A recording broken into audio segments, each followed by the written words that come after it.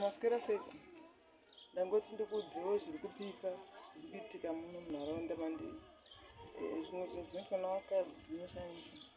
Hatizozivi hedu marizino vanenge vachizviitira bva pane dzimwe nyaya dzinotyisa dzinoshamisa nezvindi zvinenge zvine vanhu.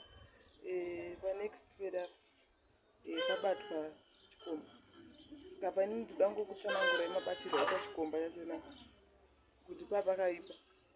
Mukadzi semunhu anoziva kuti murume wake anogara akadhakwa chidhakwa zvekuti hachidzoki kumba zvekumhanya, chinondodzoka kumba vanhu type dzinodzoka kwakuedza. Saka apinza chikomba mumba make. Saka murume anotozivikanwa chiri chidhakwa chinopisa. Saka zvazongoita mukadzi apinza chikomba chake mumba muwanhu ashaya kutozviwanisa pari. Mumba mamo mune ceiling. Anozama maceiling aya ari box aya ari fence anenge fence like ndo ceiling yanga irimo. Saka chikomba chatozongopinda muceiling chisina kupfeka. Chibva chasvika chakanorara nedumbu. Mapurose aya abva anopoya nepaburire paceiling papa yakarembera ari pasi. Murume achipinda mumba first thing dzakasvika achiti achinotarisa mudenga dai kuti mudenga so akati my boy kudhakwa ndakadhakwa zvangu asaya mabhora kai. Kanzi nemukadzi hai munotaura zina basa ibhero remwana iri.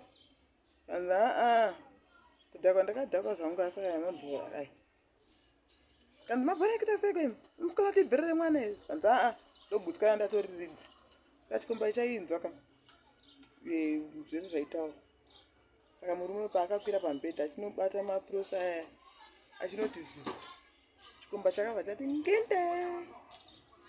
Murume bhati murume webhazonza futi kechitu achibva anoti zu chikanzi ngende.